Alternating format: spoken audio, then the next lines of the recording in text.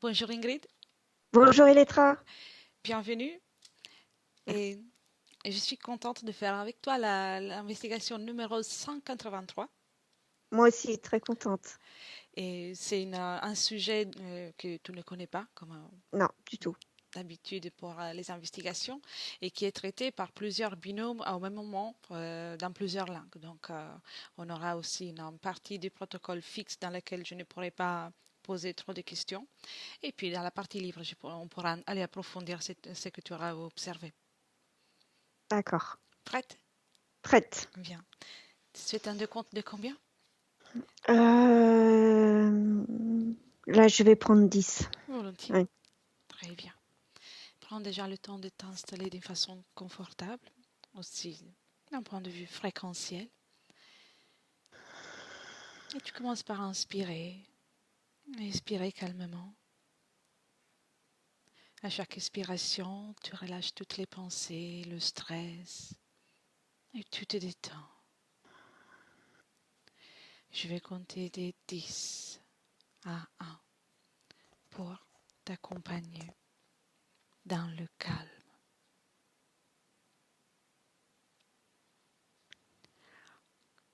10.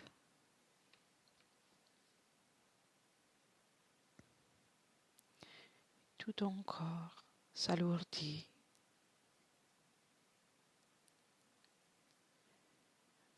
9.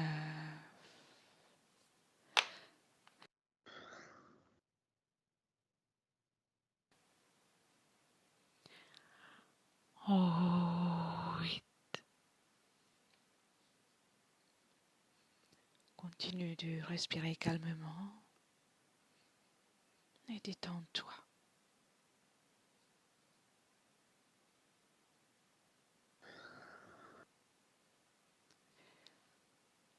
7.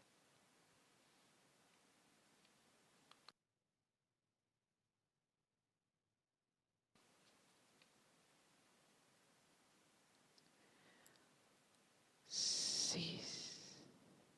Tu es de plus en plus détendu et calme.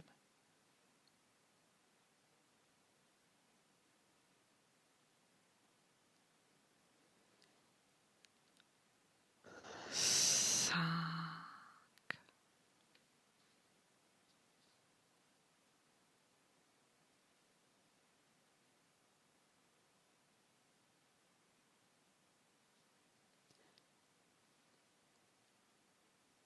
4.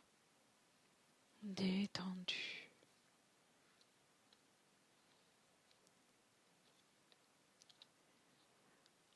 3.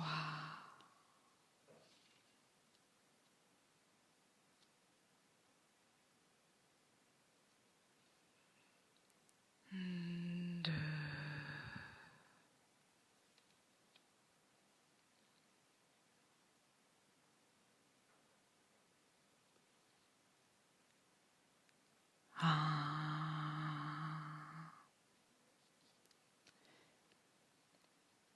Comment ça va jusqu'à là, Ingrid? Oui, ça va. Très bien. Je vais compter maintenant de 1 à 3. Et à mon 3, tu me dis quelle est la première chose que tu perçois ou que tu visualises par rapport au mot somnambulisme. 1, 2, 3.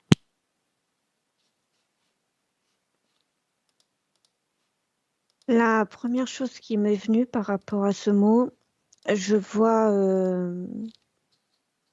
un, c'est un homme qui dormait et qui d'un coup s'est levé et je le vois là maintenant devant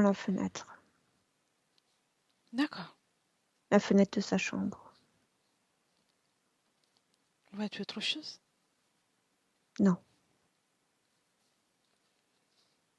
Très bien. Recherche maintenant là où les causes ésotériques du somnambulisme d'une façon générale. 1, 2, 3. Je vois des interférences qui manipulent, Oui, genre interférences reptiliennes. oui.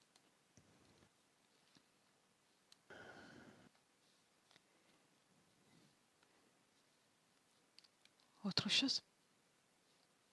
Là, pour l'instant, c'est tout. D'accord. Bien. Comment te sens-tu observer tout ça, Ingrid? Ça va, Ça va? ça va. Bien.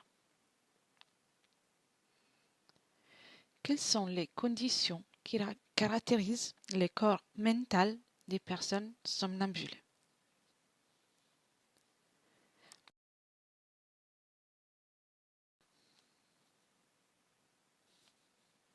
Je perçois plutôt des personnes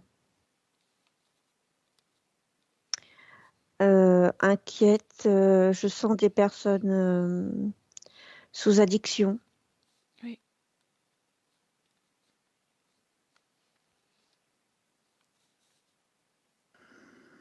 d'accord.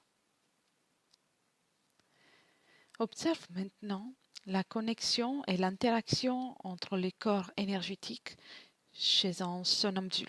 Somnambule, pardon, Tu peux me répéter, s'il te plaît, la question? bien sûr. Observe maintenant la connexion et l'interaction entre les corps énergétiques chez les personnes somnambules. Alors, je vais répéter la question et observe la connexion entre l'interaction des corps énergétiques chez un somnambule.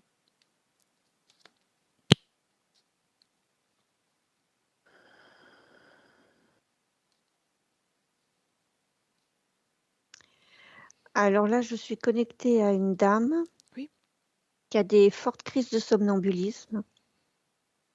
C'est une dame, je dirais d'une 50-60 ans. oui, Et je la vois véritablement partir sur un autre plan. oui, Je vois quelque chose de manipulé au niveau du cerveau. oui. Et je vois toujours ces reptiliens, mais très très au-dessus. D'accord. Et si tu observes les corps énergétiques de cette dame, par exemple le corps mental, le corps émotionnel, le corps sexuel, est-ce qu'il y a une interaction entre chaque corps? Je vois comme une dissociation Oui, entre tous les corps. bien. Si tu déconnectes de cette dame et tu observes aussi d'une façon générale, est-ce que les corps énergétiques se comportent d'une façon différente ou de la même sorte?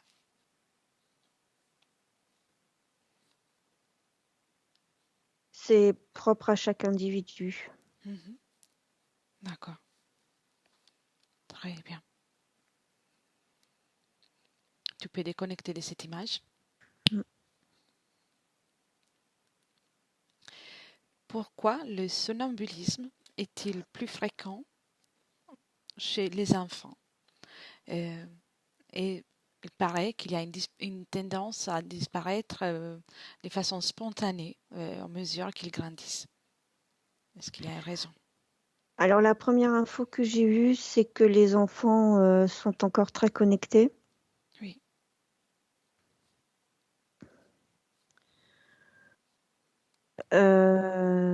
Je vois aussi, comme tout à l'heure, des manipulations, oui,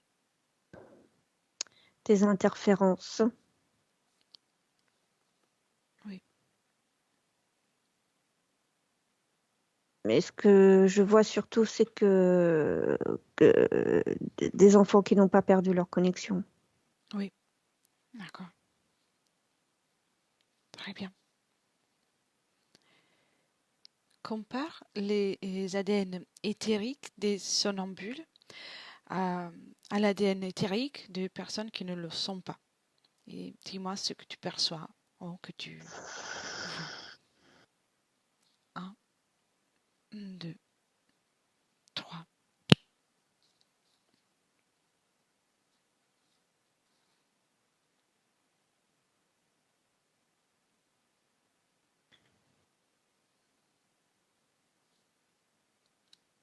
Alors là, au niveau de l'ADN éthérique d'un somnambule, Oui. je vois quelque chose de plus, comment dire, de plus noir, de plus nécrosé dans l'ADN. Oui.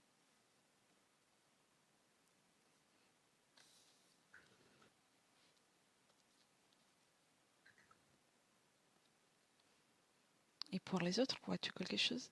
C'est comme s'il y avait un marquage sur certains somnambules qui permet de les repérer euh, et de profiter de ces crises de somnambulisme pour créer de la manipulation. Oui, je vois.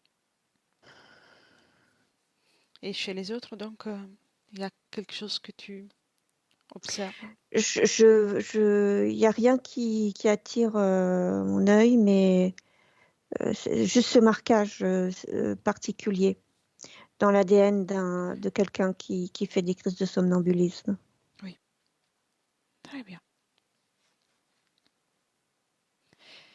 Pour quelles raisons l'anxiété et le stress, les infections et la fièvre, ou la consommation de médicaments comme des sédatifs ou de l'alcool, euh, peuvent, euh, et aussi l'apnée, peuvent obstruer, être favorisantes dans le somnambulisme? Si tu veux, je répète la question. Non, c'est bon. Ce qui apparaît tout de suite, c'est que, par exemple, pour les addictions, c'est déjà un outil de contrôle. Oui,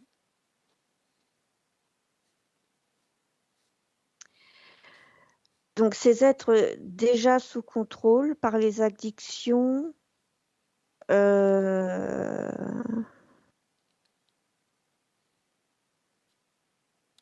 comment dire, j'essaye de le formuler, ce sont des proies plus faciles. ah oui, Voilà, pour, euh, pour ces crises de somnambulisme euh, qui peuvent servir à, à des manipulations. oui, je vois. Veux-tu rajouter quelque chose? Non. Non? D'accord, bien. On est arrivé à la fin du protocole fixe, donc je vais pouvoir interagir avec toi avec plus de facilité. Bien. Et maintenant, déconnecte de ce que tu étais en train d'observer. Bien. Tu me dis d'abord comment tu te sens. Je me sens bien. Bien. Et observe, prends une perspective, une autre perspective, que si tu pouvais observer la Terre depuis loin, de façon générale. Et observe si le fait qu'il y a plus d'enfants somnambules que de personnes adultes, c'est quelque chose de vérité, en tout cas, il s'agit d'une information correcte. Ou s'il y a aussi un grand nombre d'adultes qui peuvent être somnambules. Alors, moi, je vois pas que c'est en particulier les enfants. Mhm.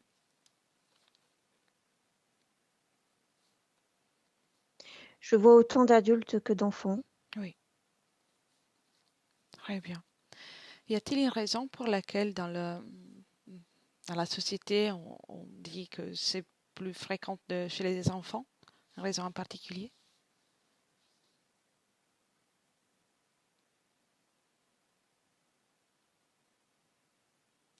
Ce que je vois là, c'est que certains enfants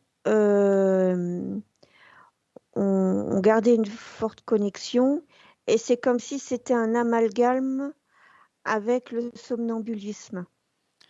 Oui, je vois. Je comprends. Donc, c'est le nombre de somnambules, c'est le même par rapport à l'âge, mais comme il y a beaucoup d'enfants qui sont connectés, peuvent paraître somnambules alors qu'ils ne le sont pas. Voilà, c'est ce que je Oui, vois. très bien, très bien. Et observe, observe maintenant, continue d'observer depuis là, et cette période dans laquelle nous sommes, donc en 2023. Observe-la un peu. Et maintenant, régresse de 300 ans. Est-ce que le nombre des somnambules sur la planète par rapport au, au nombre de personnes incarnées est le même ou varié par rapport à aujourd'hui?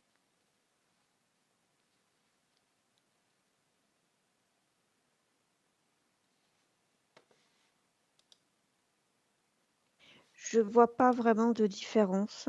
Mhm. Euh, c'est davantage par rapport à,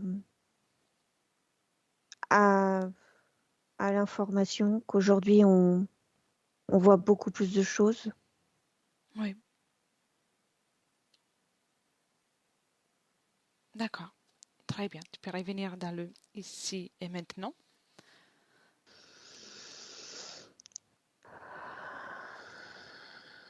Bien.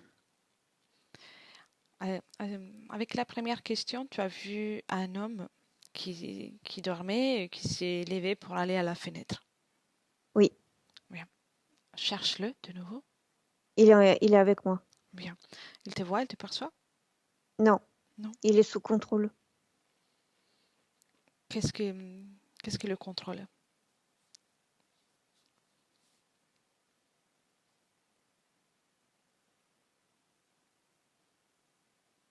Moi, je vois un reptilien derrière. Oui.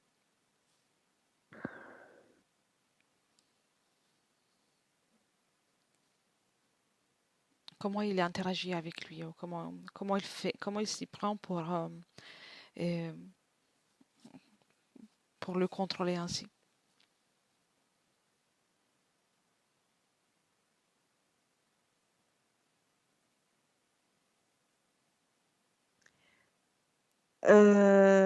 Alors, ce qui m'apparaît, c'est il y a ce reptilien comme un gardien, Oui.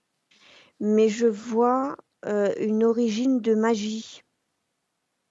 Oui. D'accord. Et quelle est l'utilité de le rendre somnambule? Pour l'interférent ou pour ceux qui a pratiqué le travail énergétique?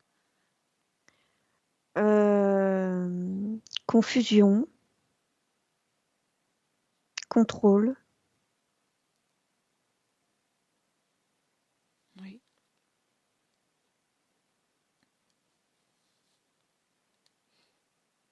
Bien. Et c'est comme si je voyais des croyances, des idées s'implanter chez la personne. Pendant la crise du somnambulisme? Oui, oui, comme si ça permettait des créations qui à la base n'étaient pas là.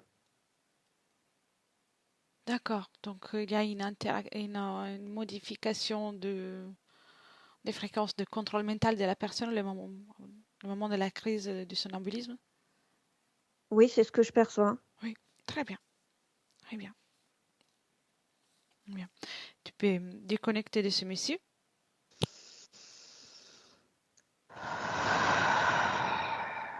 Bien. Mm. Et cherche un enfant qui est somnambule, au hasard, le premier qui te vient. Oui, j'ai un petit garçon. Bien. Il te voit, il te perçoit? Non, il est dans ses créations. Il ne me voit pas. D'accord. Est-il toute seule? Là, je le vois tout seul dans sa chambre. D'accord. Laisserais-tu parler avec lui? Oui, D'accord. Bien. Un,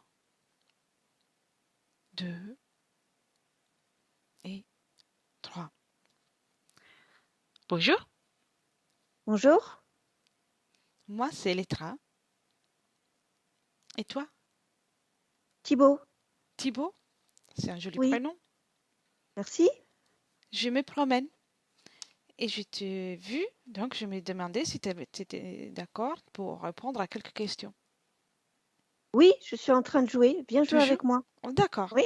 Quel est le jeu que tu fais?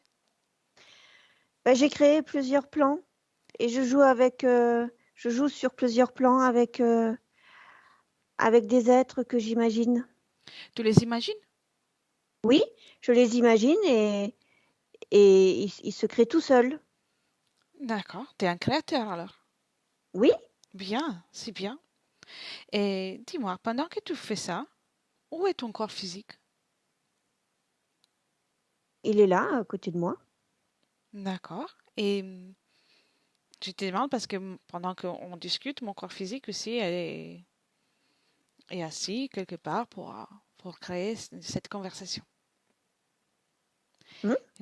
Et ta maman, elle sait que tu fais ça? Non, Non? non, elle le sait pas. D'accord. Donc ton corps physique est à côté de toi, mais est-ce qu'il dort?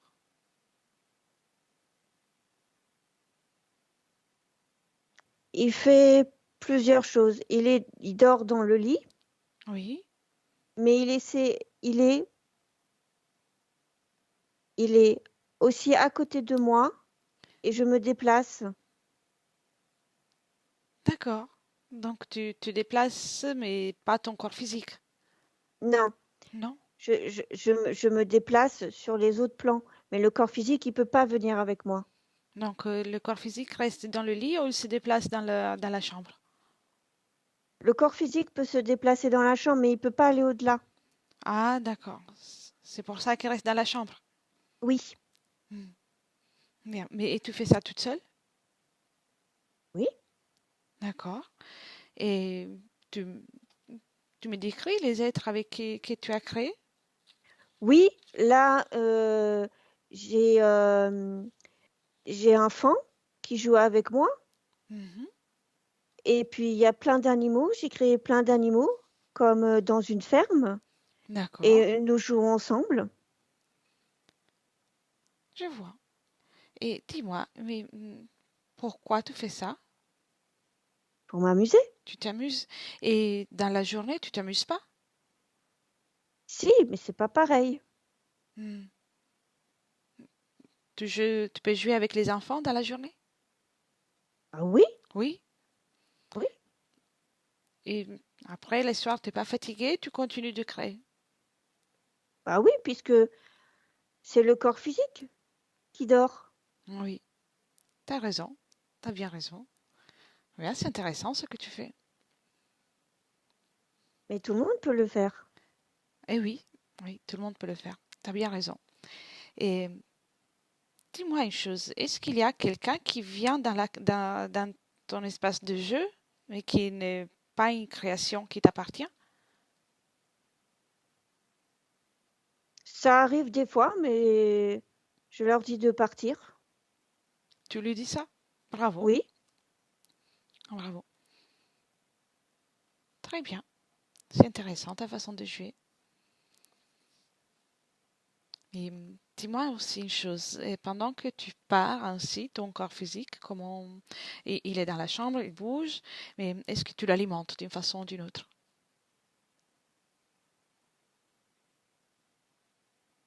bah, il reste toujours attaché, Bien, parce que sinon je peux pas revenir. tu as bien raison. Et quand tu reviens, tu es complètement dans ton corps? Oui, Oui, oui. d'accord. Bien. Ça te dit d'observer ton corps physique pendant que tu fais ça? Ce qui fait ton corps physique pendant que tu fais ça? Si tu veux. Oui. Et tu me racontes? D'accord, Parce que je ne peux pas le voir, moi. Donc, d'accord. oui. Qu'est-ce qu'il fait pendant que tu es dans ta création ou que tu discutes avec moi? Bah, il reste comme ça, Hmm. dans le lit, ou des fois il reste allongé dans le lit, ou des fois il est debout. Mhm. Et moi, pendant ce temps-là, bah, je suis sur d'autres plans et puis je joue, et puis je crée tout ce que je veux pour pouvoir m'amuser. Bien, très bien. Tu aimes bien t'amuser.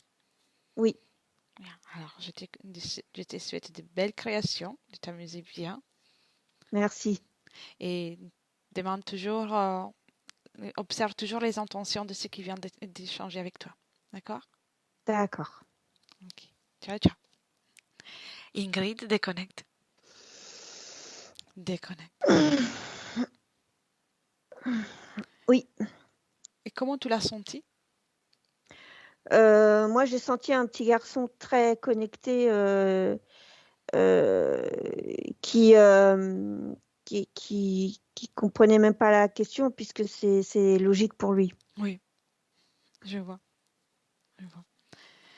Maintenant, déconnecte des Thibaut et cherche un adulte. Un adulte qui est somnambule. Oui, ben je reviens à la dame que j'ai vue tout à l'heure, qui a de fortes crises de somnambulisme. Oui, oui, je vois. Comment tu la vois?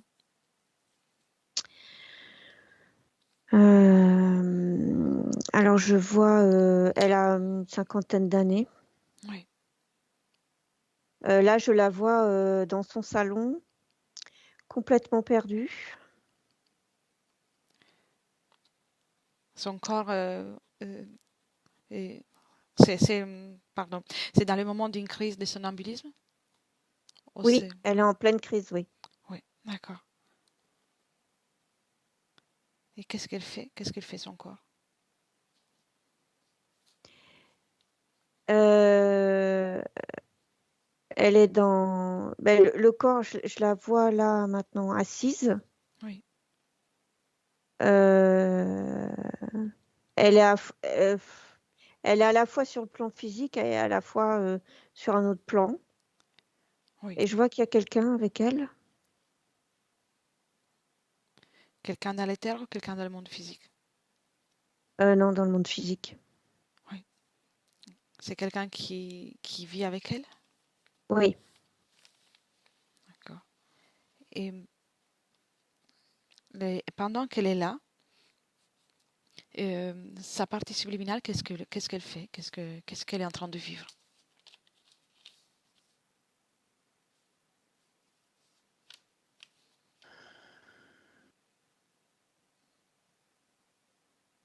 Je vois une partie subliminale sur une autre époque, une autre création. Oui.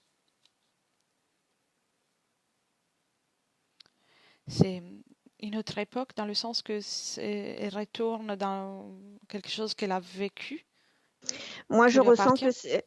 Oui, je ressens quelque chose qu'elle a vécu. Oui, d'accord. C'est quelque chose qui est agréable ou qui est désagréable.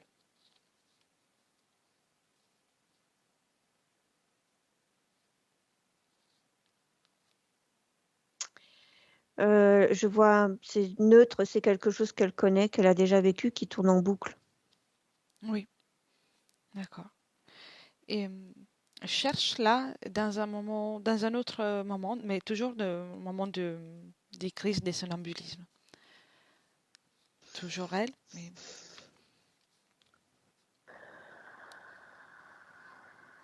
comment tu l'aperçois? Je la vois plus jeune, Oui,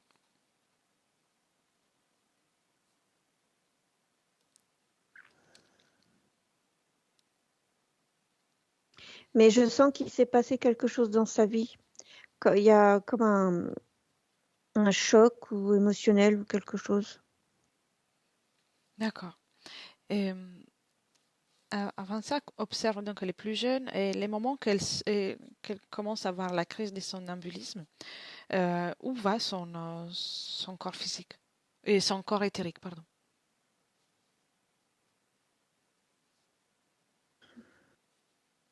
Donc, qu'est-ce qu'il fait? Pour l'instant, je vois le corps qui retourne dans des créations qu'il connaît déjà. D'accord. Donc, à nouveau, le même schéma que tu as vu tout à l'heure. Le retour dans... Oui. Oui. Si tu observes, tout en restant éloigné, à distance, euh, qu'est-ce qui impose cette création, le fait de vivre plusieurs fois la même création?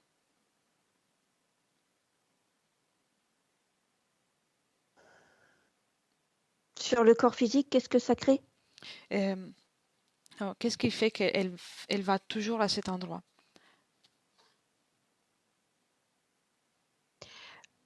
Pour moi, là, je vois quelque chose de rassurant, qu'elle connaît.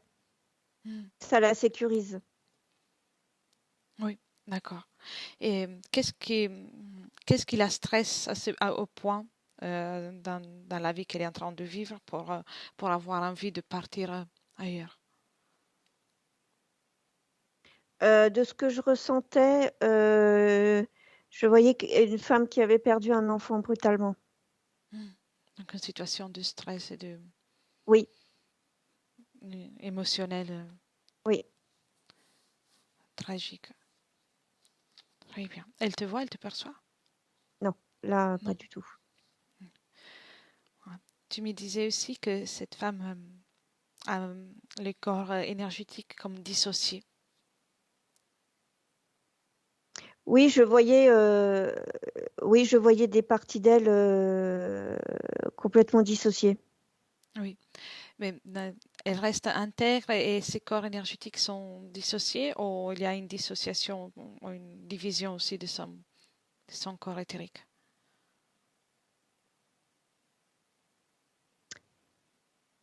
Oui, je vois une division, mais qui arrive après le choc émotionnel. Oui, je vois. Et le somnambulisme était présent déjà avant le choc émotionnel ou que après? Moi, je vois après. Oui, très bien. Tu peux déconnecter de cette femme? Bien. Tu me dis comment tu te sens? Ça va. Bien. Si tu veux, tu peux même te déplacer ou observer d'autres points de vue toute la situation pour être dans le confort. Et cherche encore une autre personne, un autre adulte ou une adulte. Là, je suis avec un jeune homme. Oui, d'accord. Comment tu le vois? Je le vois très renfermé, Mhm. très replié sur lui-même. Oui. Tu l'observes pendant ce que tu observes, c'est les moments d'une crise ou la journée? Non, non, on est dans la journée là et je vois quelqu'un de plutôt seul, oui, renfermé sur Oui. lui-même. Cherche-le dans un moment d'une crise de somnambulisme.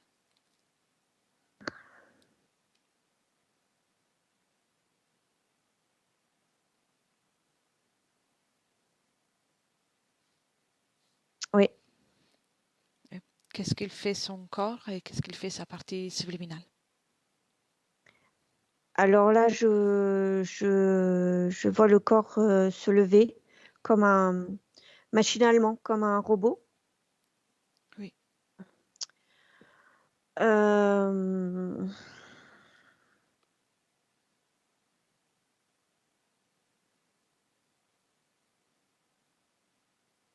J'arrive pas à capter la partie subliminale par contre. D'accord. Est-ce qu'elle est dans son corps physique? Je la vois pas. D'accord. Remonte au moment dans lequel il sort ou il s'absente.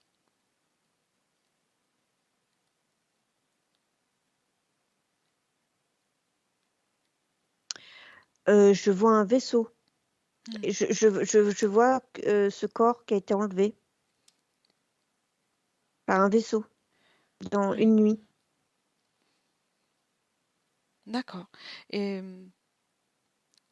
ils ont pris la partie subliminale ou son corps physique?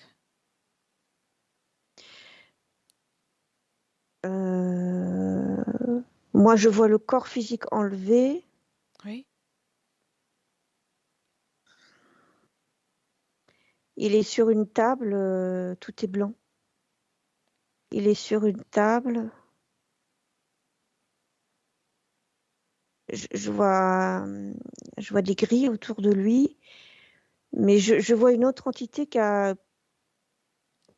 fait penser à un chirurgien, mais qui est pas humain. oui, d'accord.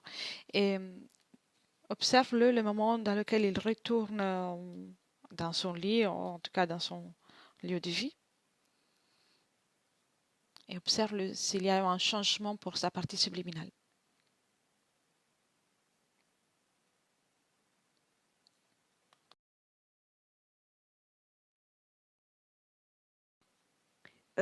Moi, je vois comme une expérience génétique ou quelque chose comme ça. Ça ressemble à ça. D'accord. Et à Mais partir... c'est comme si les deux parties n'étaient plus connectées. La partie physique et la partie subliminale. Oui, je vois. C'est c'est pour ça qu'il reste très renfermé dans la vie quotidienne. Après, oui. Oui. D'accord. Et après, même s'il n'y a pas une connexion, sa partie subliminale est toujours dans son corps ou reste dans le vaisseau.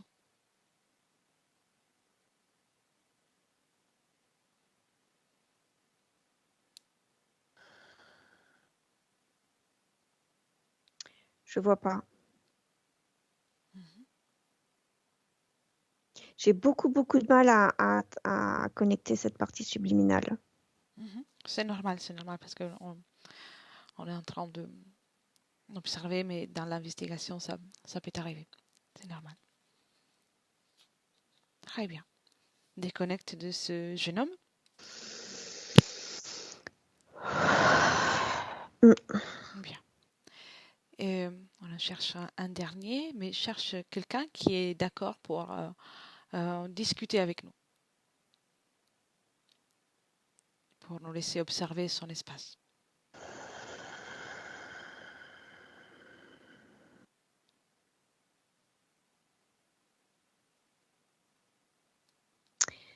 J'ai une vieille dame là qui est Oui, assise, qui a l'air d'accord. d'accord.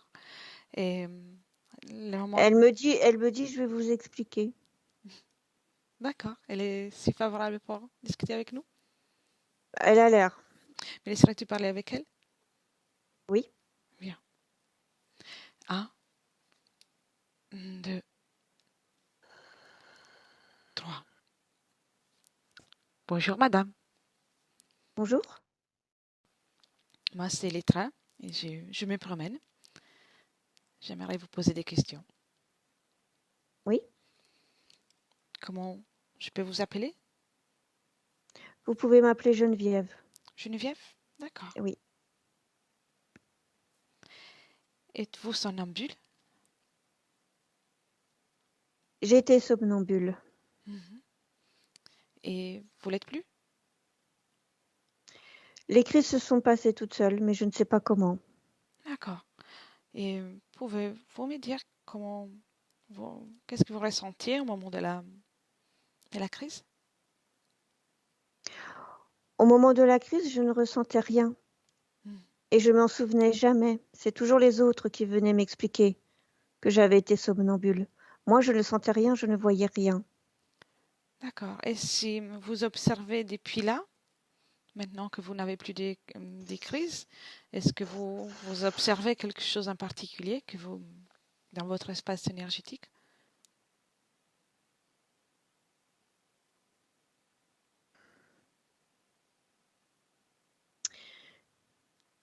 Je vois une marque Oui. dans ma colonne vertébrale. Dans la colonne vertébrale. D'accord. Oui, Qu'est-ce que c'est, qu'est-ce que veut dire cette marque?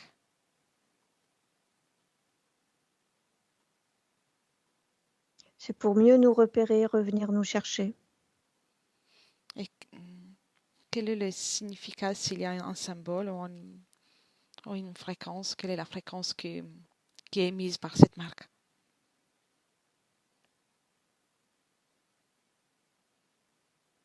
-4. -4? D'accord.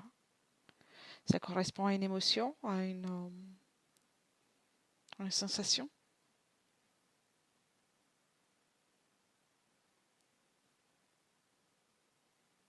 Le choc. Du choc. Avez-vous vécu un choc dans votre existence? La première fois qu'ils sont venus me chercher. Hmm, je vois. Donc, quelque part, il y a eu un choc qui a été provoqué et qui a servi pour pouvoir vous repérer par la suite. Le choc d'avoir été enlevé. Hmm, d'accord. Physiquement ou éthériquement? Oui, physiquement. Physiquement? D'accord. Vous en avez, votre corps, partie physique, a le souvenir de ce moment? Oui, Oui. ça faisait très mal. Mhm. Quel âge aviez-vous dans le monde physique, dans la vie de Geneviève? J'étais adolescente. J'avais 14 ans. D'accord. Et aujourd'hui, êtes-vous en vie? Toujours? Oui, Oui. Vous avez quel âge aujourd'hui? j'ai 98 ans. D'accord. À quel âge vous avez perdu euh, vous avez arrêté de faire des crises de somnambulisme? Ça fait quelques années. Mhm. Avez-vous toujours cette marque? Je ne sais pas. Vous pouvez regarder.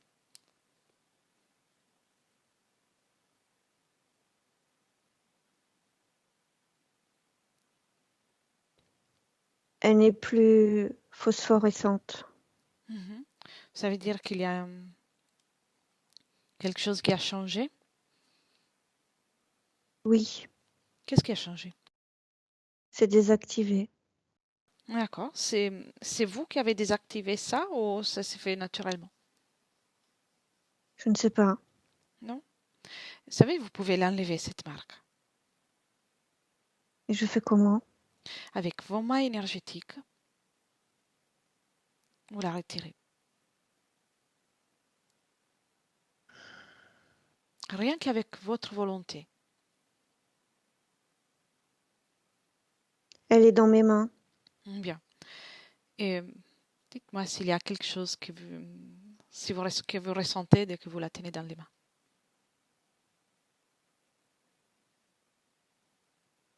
Il n'y a plus rien dessus. Bien. Vous pouvez la pulvériser et la Ça y faire est, disparaître. Très ça bien. y est.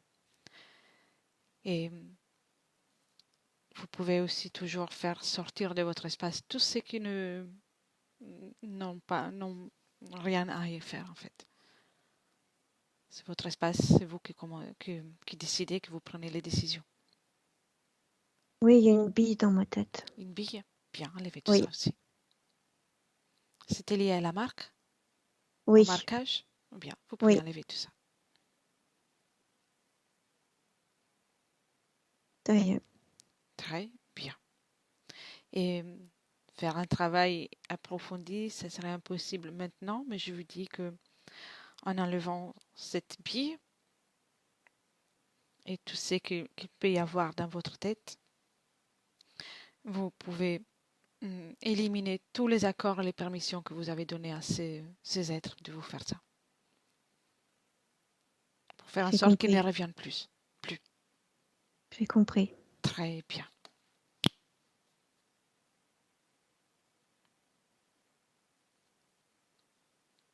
Ça va un peu mieux?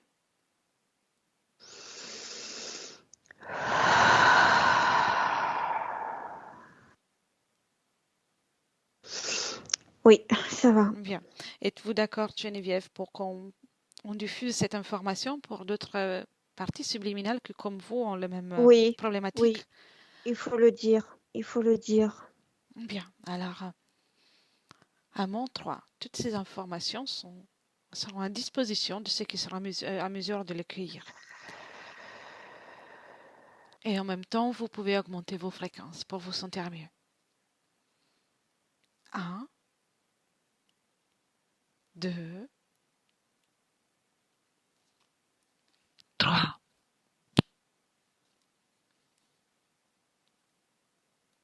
Très bien. Comment vous vous y êtes prise?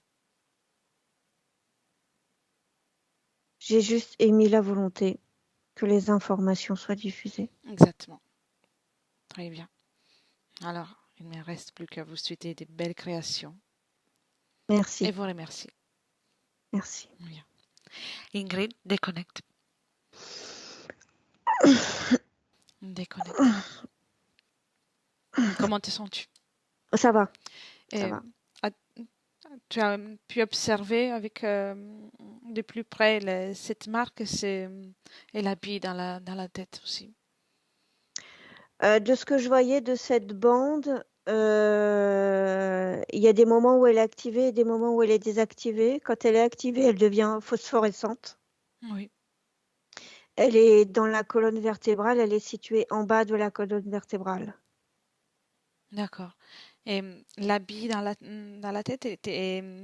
C'est comme si ça servait d'antenne. oui. Donc, ça part de l'habit, le fait que ça active le marquage? Oui, ça active ou ça désactive. Bien. Et qui gère ça, mais d'une façon générale, sans, par exemple, observer Geneviève ou autre, d'une façon générale, est-ce qu'il y a quelqu'un qui gère tout ça à large échelle ou il y a plusieurs êtres?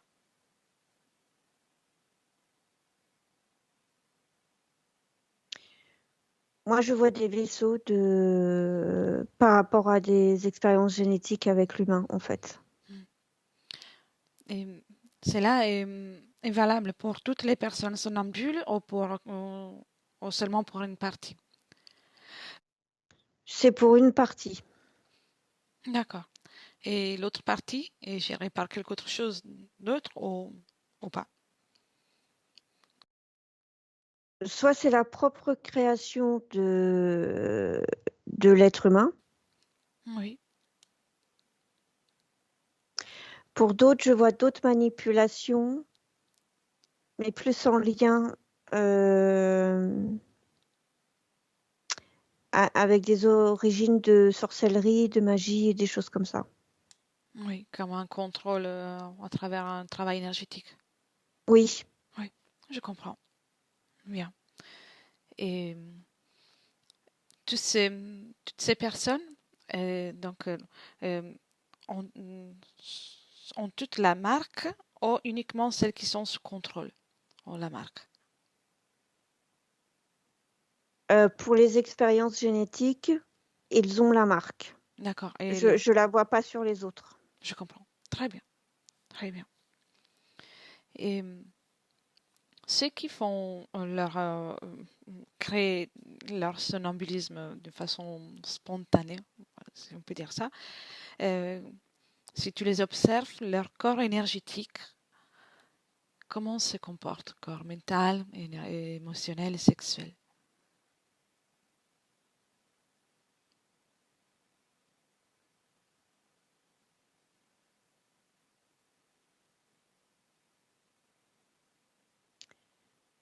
Euh, sur le corps émotionnel, je vois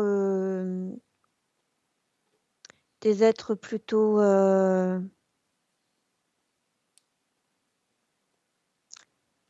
qui peuvent passer d'une émotion à une autre.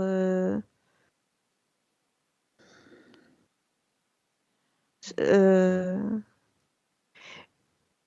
pour ceux qui, je vois pas d'incidence spéciale, mais c'est comme si c'était naturel pour eux. Oui, Corps mental, même chose. Je vois pas. Je vois comme des vraiment des gens connectés qui se connaissent et qui... Et ce qu'on prend pour du somnambulisme n'est qu'une connexion. Oui. Quelqu'un qui n'a pas oublié, qui crée. Oui. Donc, le fait que le corps physique s'active, c'est comme une conséquence de cette création nocturne. Oui. D'accord. Et si ce serait pas possible de faire de la création, en tout cas les mouvements dans les terres, sans que le corps physique soit en mouvement pour eux? Mais tout à l'heure, quand je voyais ce petit garçon, je le voyais aussi se déplacer dans sa chambre, mais pendant la nuit, je voyais que c'était pas conscient dans le corps physique. Oui. Donc c'est une réaction du corps physique involontaire. Oui. Oui. Et est-ce qu'il y a des conséquences pour le fonctionnement de leur, soit de leur corps physique ou euh, pour leur vie? Pour cette partie-là, je vois pas. D'accord. Je vois pas de conséquences à part l'entourage. Oui. Ce sont plus les inquiétudes de l'entourage, c'est ça? Oui, Oui. oui. D'accord. Et si tu observes pour ceux qui sont sous contrôle, quelles sont les conséquences?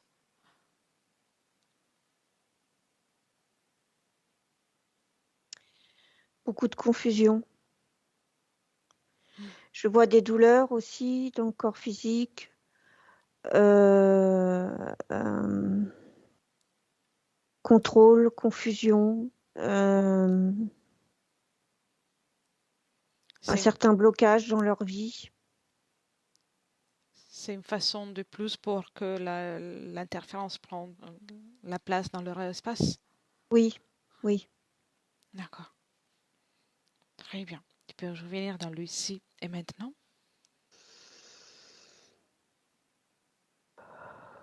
Bien. Et pour le moment, pour ce protocole, je n'ai plus de questions, mais si tu vois quelque chose que tu veux me partager, tu peux me le dire. Non, j'ai rien de plus. Très bien. Alors, on commence à se préparer pour les retours. Donc, Ingrid commence par déconnecter de tout et de tous. Et tu reviens dans ton corps, tes énergies et ton espace énergétique. Et au fur et à mesure que tu reviens, tu augmentes ou tu modules les fréquences et tu crées la fréquence parfaite, celle que tu affectionnes le plus.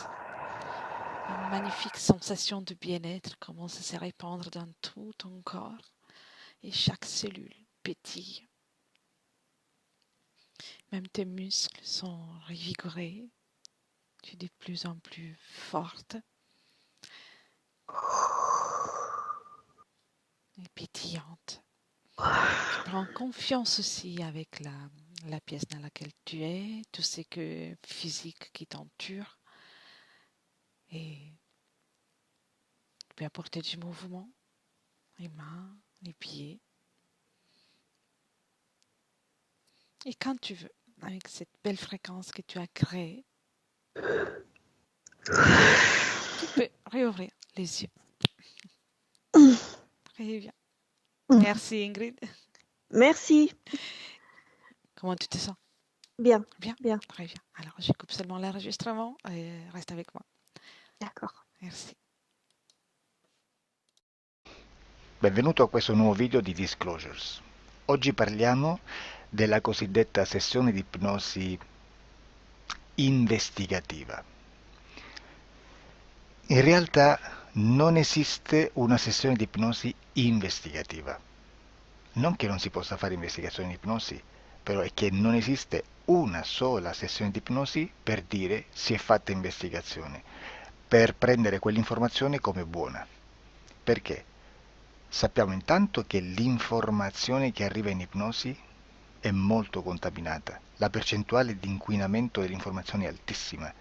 Pensate a questa informazione che viaggia per tantissime dimensioni, attraversa densità, passa per coscienze che volontariamente o involontariamente possono distorcerla. E poi arriva infine alla persona che sta in ipnosi, che ha una coscienza, ha una mente, ha un'esperienza e interpreta questa informazione secondo la sua struttura mentale, secondo le sue credenze, che per quanto si possa essere più o meno liberi mentalmente, liberi pensatori, sempre c'è una parte subliminale che interpreta in base all'educazione ricevuta, alla cultura e perché no, anche tutte le esperienze di esistenze passate che ancora lasciano un segno in noi. Per capirci, è come se dovessimo parlare con un'altra persona immersi nell'acqua, a qualche metro di distanza, cercando di utilizzare un mezzo, che è quello della corda vocale, che è fatto per produrre suoni da trasmettere nell'aria. Noi stiamo utilizzando questo strumento per far passare un'onda sonora nell'acqua o in un liquido. Chiaramente il suono viene completamente distorto, sempre ammesso che sia per il nostro corpo facile e non difficoltoso poterlo fare senza avere dei problemi come ingurgitare acqua o eccetera. Ma non solo. Supponiamo che per questo tipo di comunicazione utilizziamo anche due lingue diverse, per esempio un italiano e un russo o un giapponese. Per quanto possiamo anche interpretare il labiale, non possiamo capire quello che ci sta dicendo, perché la lingua è diversa. La lingua, diciamo, da dove parte l'informazione a dove arriva è completamente diversa, il codice, il linguaggio è diverso, ma possiamo anche cercare di capirci attraverso i gesti, attraverso le espressioni facciali. Per quanto sia ipoteticamente facile poterlo fare sott'acqua, però non dobbiamo dimenticare che l'acqua non è l'aria e può distorcere l'immagine, ma non solo. Dobbiamo anche pensare che l'altra persona, che parla un'altra lingua, che viene da un'altra cultura, potrebbe interpretare i segnali che noi interpretiamo come X in Y. Per noi un sì è abbassare la testa dall'alto verso il basso, per esempio, sì, e il no da sinistra verso destra, no. In alcuni paesi orientali, come le Filippine credo o qualcun altro, utilizzano esattamente gli stessi segni, ma al contrario. No, sì. Immaginate due persone di queste due culture che stanno cercando di comunicare in maniera così difficoltosa e alla fine non gli rimane altro che interpretare il linguaggio corporale. Sì, che per l'altro invece no. Cosa voglio dire con questo esempio estremo? Che l'informazione da dove parte a dove arriva viene completamente deformata. Non sappiamo esattamente quale percentuale perché ogni situazione è a sé stante, però la percentuale di inquinamento, di distorsione, di contaminazione di questa informazione è assolutamente alto. Quindi fare una sessione investigativa, mettere una persona in ipnosi e chiedere di Tizio Caio Sempronio di una situazione o chiedere certi dati è assolutamente controproducente, è assolutamente inutile. Quindi vi chiederete cosa fate allora voi quando fate ipnosi, quando fate delle domande, quando cercate delle risposte e con queste informazioni che vi arrivano lavorate sulla situazione esoterica del cliente. Beh, non facciamo altro che recuperare questa informazione solamente per arrivare al problema del cliente e poi lavorarci. Quindi il valore dell'informazione non è quello di un'istruzione, quello di memorizzare dei dati e di prenderli per buoni, ma è un veicolo di movimento, di trasporto verso la causa del problema per poi lavorarci. Quindi lo scopo di questo tipo di informazione che si prende dalla singola sessione è completamente un altro. Come si fa quindi? Investigazione in ipnosi. Il lavoro non è semplice, il lavoro è lungo, difficoltoso, stancante. È necessario farlo anche in squadra perché bisogna moltiplicare il numero di sessioni da fare e una sola persona potrebbe farlo soltanto in un tempo estremamente largo. Noi abbiamo delle informazioni che prendiamo ormai per buone, ci lavoriamo, danno dei risultati e quindi per noi sono buone. E come abbiamo fatto ad avere queste informazioni? Per esempio, come facciamo a sapere che un extraterrestre chiamato il cosiddetto grigio è più o meno alto X, poi ci sono magari quelli anche un po' più alti, ma hanno un corpo strano, hanno una pelle grigio-verde, hanno degli occhi grandi a mandorla neri, senza una pupilla visibile, non hanno quasi bocca né naso né orecchie, hanno soltanto delle fessure, non hanno organi genitali, hanno degli arti molto più lunghi rispetto alla proporzione che potrebbe avere il corpo umano, e di solito hanno meno dita delle 5 del corpo umano, eccetera, eccetera, eccetera. O se prendiamo un altro tipo di essere che possiamo incontrare in ipnosi, come facciamo a dire che hanno delle somiglianze con i rettili, gli animali rettili terrestri o gli invertebrati, gli insetti terrestri? Perché? Perché siamo sicuri di questa informazione e ci lavoriamo e quando ci arriva la prendiamo già per buona, nonostante sia anch'essa contaminata. Perché queste informazioni sono arrivate da tantissime sessioni, fatte da tantissime persone, con tantissime altre persone sotto ipnosi e che nel contesto di tutto il lavoro gli uni non sapevano degli altri. Questo dato può essere più o meno rilevante, sempre c'è contaminazione e quindi possiamo prendere per buono anche un gruppo di lavoro dove l'uno possa sapere dell'altro. Ci potrebbe essere una contaminazione del contesto di quel gruppo di lavoro, ma si aggiunge semplicemente una piccola percentuale di questa contaminazione a già la grande che esiste. Non è così impossibile lavorarci.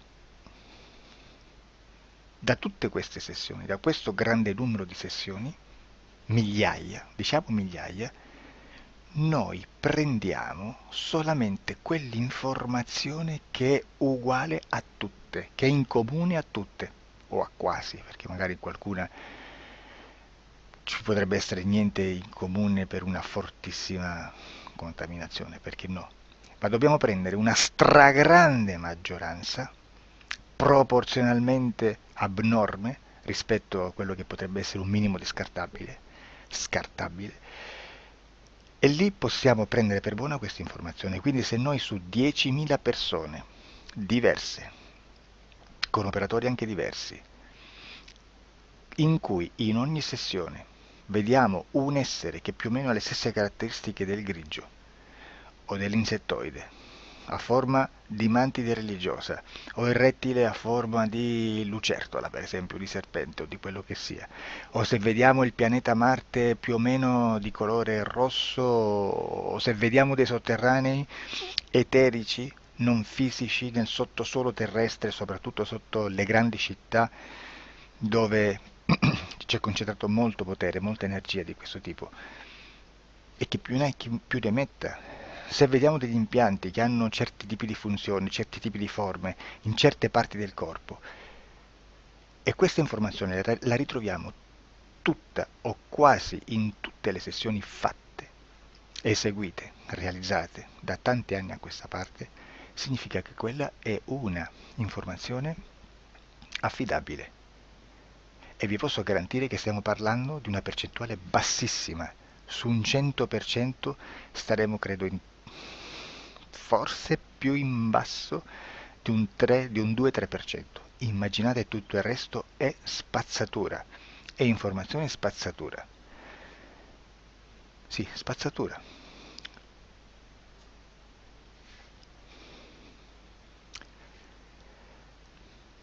c'è anche un'altra cosa da dire.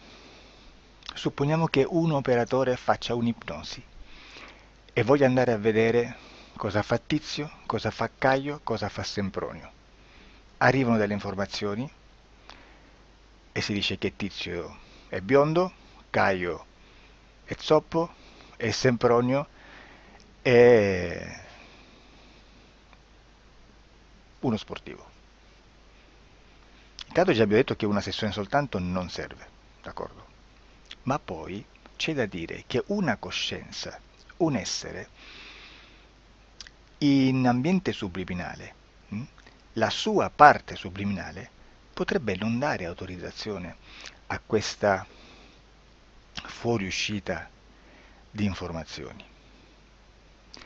Mi potreste dire, e allora tu quando chiedi agli esseri cosa fanno, cosa non fanno? Beh, intanto la prendo sempre con le pinze perché abbiamo sempre detto che tutto è molto contaminato e mi serve solo per dirigermi da una parte. Ma c'è anche da dire che se un essere interferisce con l'altro, ha aperto un canale di comunicazione a cui non può ovviare, a meno che non lo recida, non lo annulli. Quindi quando io faccio la domanda a un essere, se lo faccio attraverso l'interferito, mi arriva l'informazione per un canale aperto che sottostà alla volontà dell'interferito. Sulla volontà dell'interferito parleremo in un prossimo video disclosures. Però, se io voglio fare un'investigazione sopra Tizio, Caio e Sempronio che non hanno nessun collegamento, nessuna interazione e nessuna interferenza con il soggetto con cui io sto realizzando l'ipnosi, non è detto che mi arrivi questa informazione. Assolutamente. Potrebbe esserci completamente un muro. Come potrebbe esserci informazioni perché quell'altra parte potrebbe autorizzare comunque. Ma non è detto. E comunque quando ci arrivano informazioni, in una situazione di non interferenza o non interazione, non possiamo sapere esattamente se sono informazioni che ha autorizzato la parte subliminale dell'altra persona o dell'altro essere, o qualche altro essere, qualche altra entità furba, approfitta della situazione, osserva quello che sta succedendo, si mette in mezzo, si fa passare per l'altro e dà informazioni, ovviamente distorte, prima perché non è detto che debba conoscerle, e anche se fosse potrebbe manipolarle a sua volontà e a suo vantaggio. E quindi immaginate che situazione ridicola ci si viene a trovare, in quale situazione ridicola ci si viene a trovare in questi casi. Da qui si vede quando un operatore riesce a utilizzare l'informazione in ipnosi come per lavorare su un soggetto. Da qui l'osservatore attento delle sessioni di ipnosi riesce a capire se quell'ipnosi è un'ipnosi affidabile, un'ipnosi con un livello di informazione certa, con una alta percentuale di informazione certa. Non vi nascondo che in futuro potrei anche impostare un lavoro per decifrare che livello di certezza di informazione c'è in un'ipnosi, analizzandola e spiegando il perché, spiegando i meccanismi di analisi di un'informazione in ipnosi, che poi anche è molto istintivo. Supponiamo